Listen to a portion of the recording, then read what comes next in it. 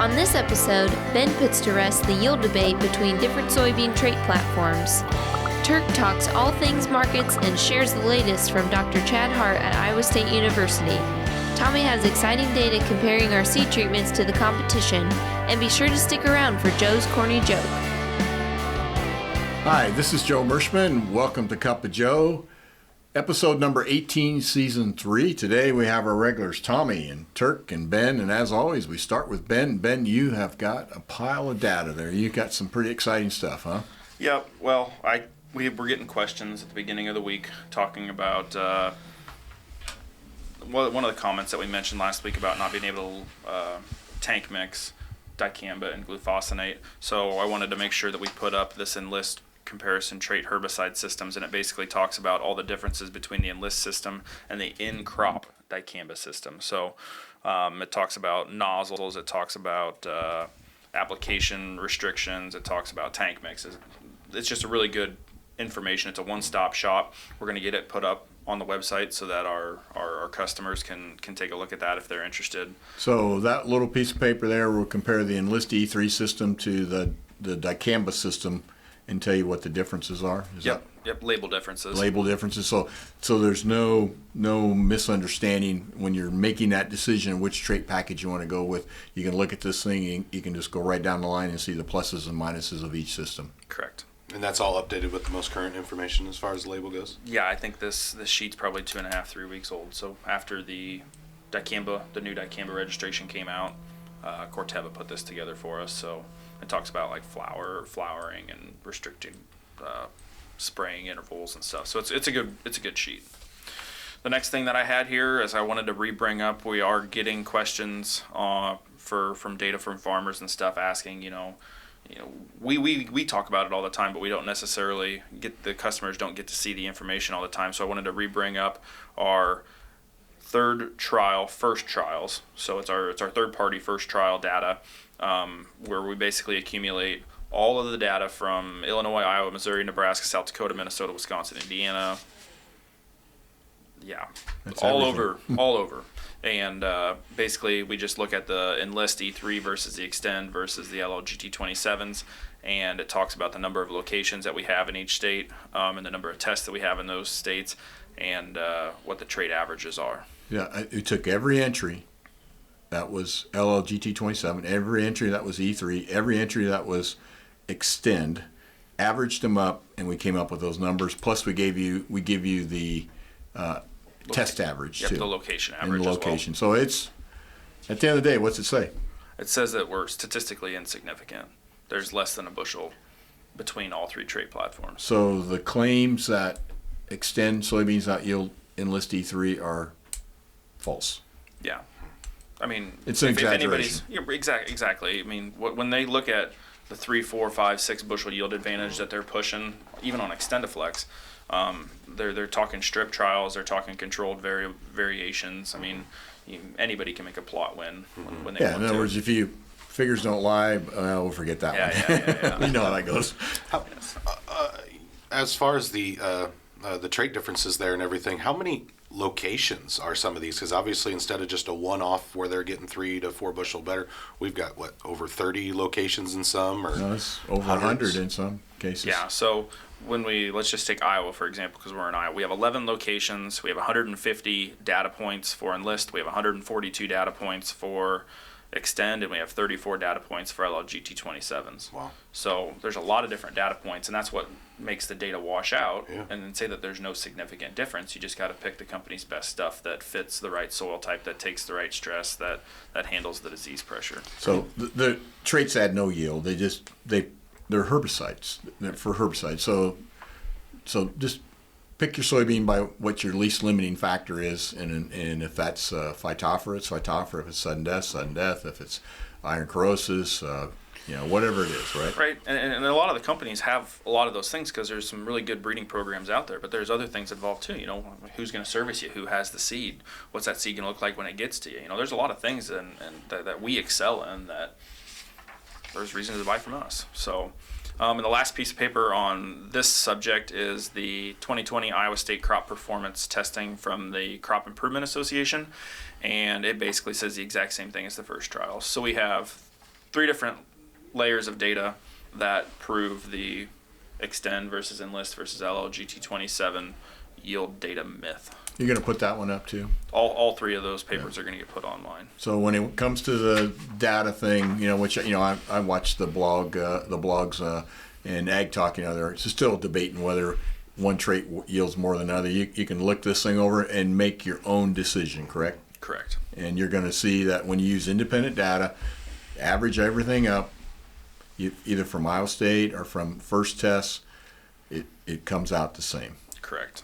No difference. Correct. And talking about a little bit more independent data, we worked with Southeast Iowa Research Farm. We commissioned them to do a few tests for us, and we worked with them and provided them soybeans. So they did some tests of their own, and we asked them to do some tests for us. We had a fungicide test. We had a early versus late planting date test. We have a seed treatment trial test, and we had a population test on corn. And the one that I wanted to highlight just a little bit, all of these are going to get Mershman branded and Southeast Iowa Research branded. That's up at Crawfordsville, Iowa, correct? Correct. That's who we were with. Just south Iowa City. Yep, we're with Cody Schneider up there. The one that I wanted to talk about was the Stine population density tests. When you look at the data, because there's lots of different replications, but when you look at the data, it proves what we are looking at when we want guys to plant Stine corn thicker, when we want them to push the package, when we go from 34 to 36 to 38,000, we see yield advancement that has a return on investment worth making that extra population push.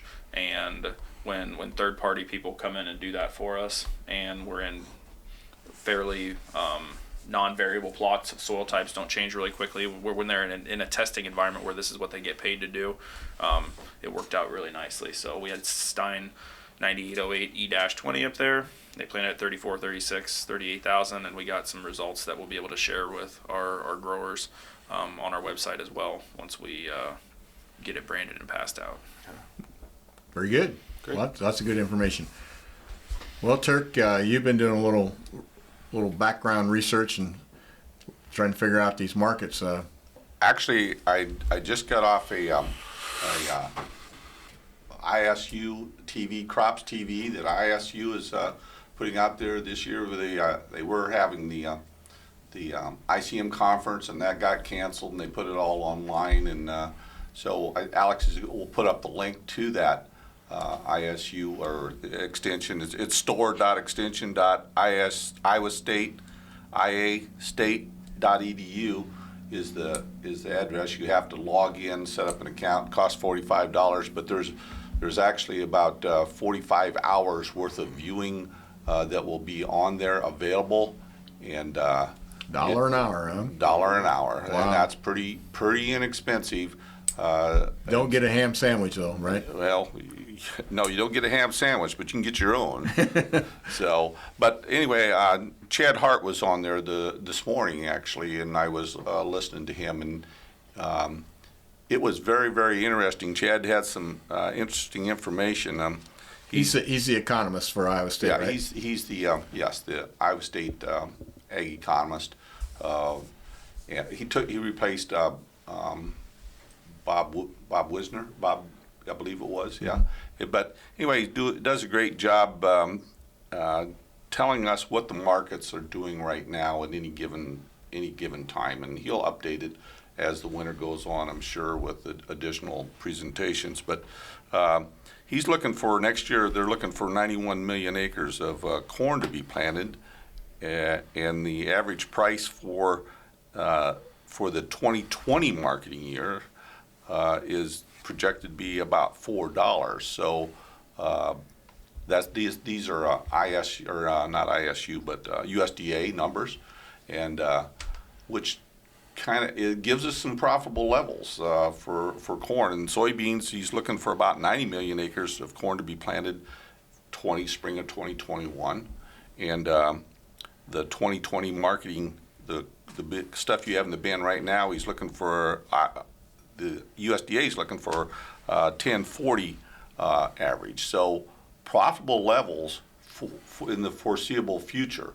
Right now, our prices are significantly higher than those averages. So again, I'll put in a little plug. Don't forget about marketing this crop that we got in the bin. Keep an eye on it. Make sure you're taking care of it and get some profit locked in. It was interesting. The rest of his presentation, he talked about South America and to be watching the rainfall down there and how important that is to what's going to happen to these soybean prices over the winter. And in the U.S. Trying to get subsoil replenished because we're dry, especially in the western part of the crop growing conditions. So those were comments that he made. It was interesting that he talked about China.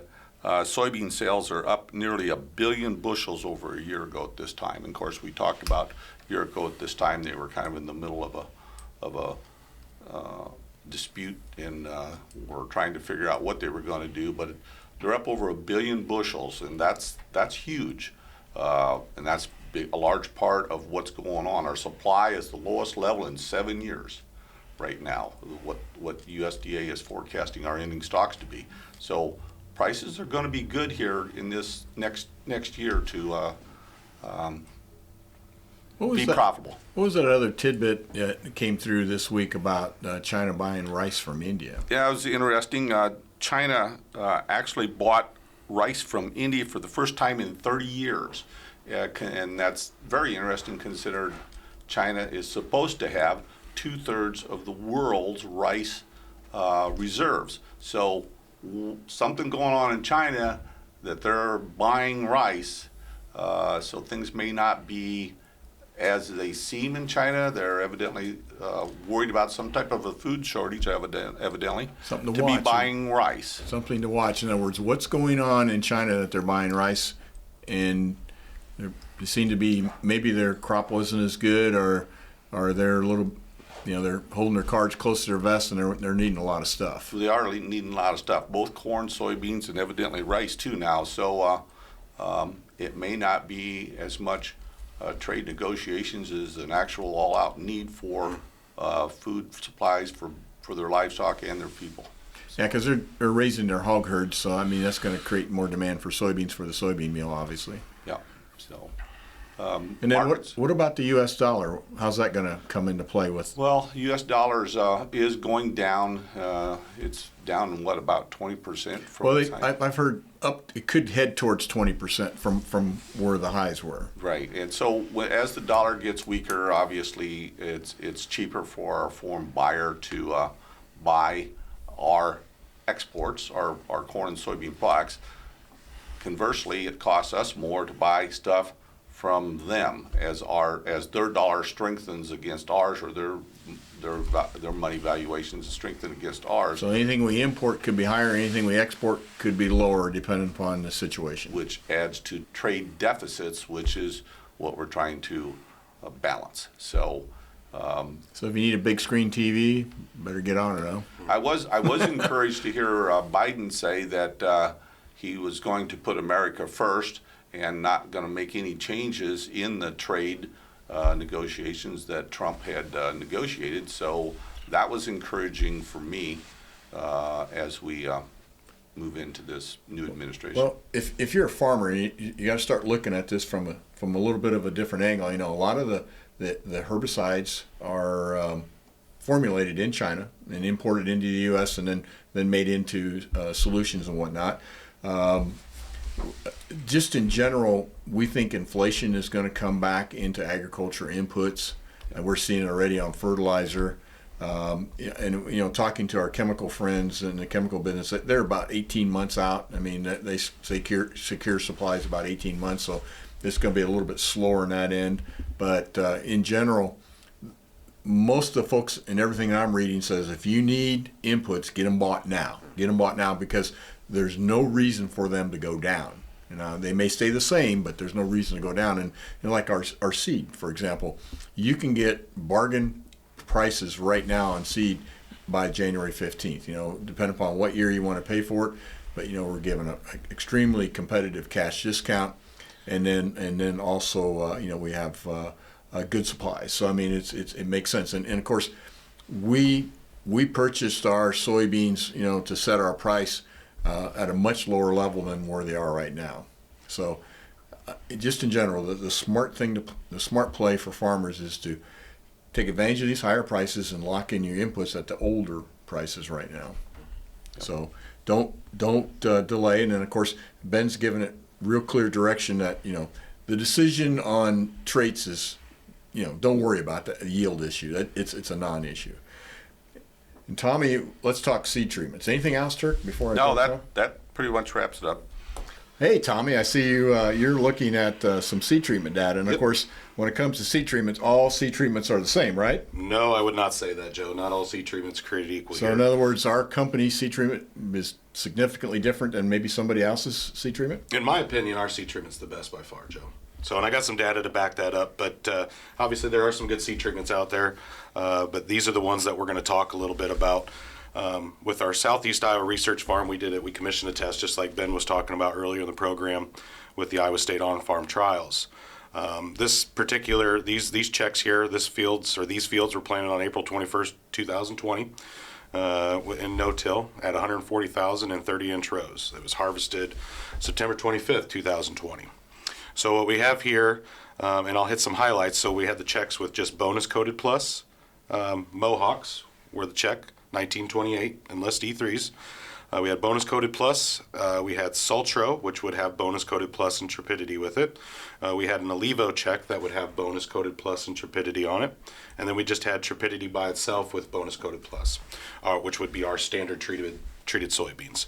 And the big one here is we had a 5.61 bushel advantage with Sultro over Alivo with these checks. So that would be apples to apples. Apples to apples. The only thing you changed was one had Sultro, One had Alivo. one had Alivo. Correct. And I think, Ben, within a week or two, you're going to have some more supplemental data to back that up too from a replicated trial basis. Yeah, we're gonna have a lot of cool stuff coming from Sultro, so be looking for that in the Cup of Joe over the coming weeks.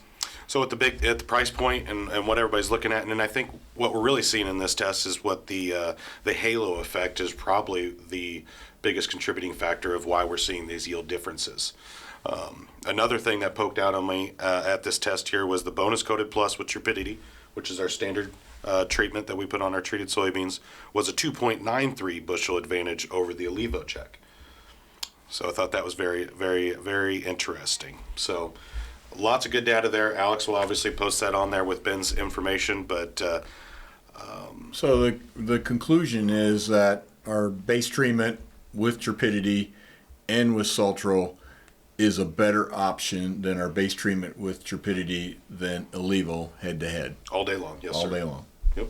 Okay. And even our bonus coated plus with Trepidity, and obviously, you don't have any, Alivo and Sultro. If you have the sudden death pressure, you're going to see some differences. Maybe we didn't have as much pressure in these situations, but across the board, from all of our sales territories, we've heard the same information that is representative here, that Sultro over Alivo with our bonus coated plus Trepidity is the premier preferred product. Well, it's kind of like what Ben talked about. We've got the layers of different sources of data, different ways to obtain that data, and they're all coming up the same way. And that tells you got good data. You got something you can take to the bank. Yep. Anything else, Tom? That's it for me. Well, I just have a couple things on if you're in the Cedar Rapids area, or if you want to check it out on our website, or we are sponsoring a program called Hawkeyed with Dave O'Hara, and it's a TV show that airs on Friday at 10 p.m. on the Cedar Rapids Fox 28 channel. You can tune in, and it's all about the Iowa Hawkeyes, both basketball and football, and it's actually produced by Alex in our office, and every Friday night 10 p.m. right after the news, Fox 28, Cedar Rapids, Iowa, or you can link and catch it on Dave O'Hara Sports, his website, or our website if you can't get that channel. But anyhow, just wanted to point that out as another thing that we're doing it's all sponsored by Mershman Seeds. So that brings us to the jokes.